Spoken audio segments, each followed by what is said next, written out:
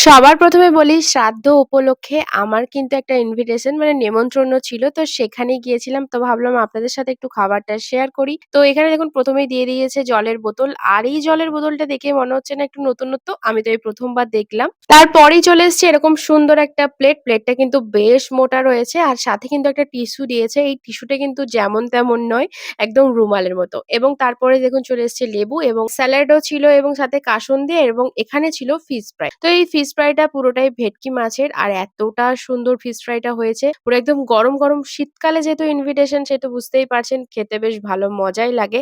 আমি তো একদম কাসুন্দির সাথে নিয়ে মুখে পুরে নিয়েছি। আহা! কি স্বাদ আপনাদেরকে বলে বোঝাতে পারব না। আসলে গরমকালে খেয়ে তো একদমই মজা নেই। শীতকালেই যত মজা। তো এখানে দেখুন ভেজ ডাল সমস্ত সবজি দিয়ে সাথে কিন্তু গরম, গরম ভাত পেয়ে গেছি এবং তার সাথে রয়েছে এরকম সুন্দর একটা চাপ, চাপ আলু পোস্ত। যেটা একদম বাঙালি ভাষায় বলে এবং তারপরেই চলে এসছে পাবদা মাছের ঝাল।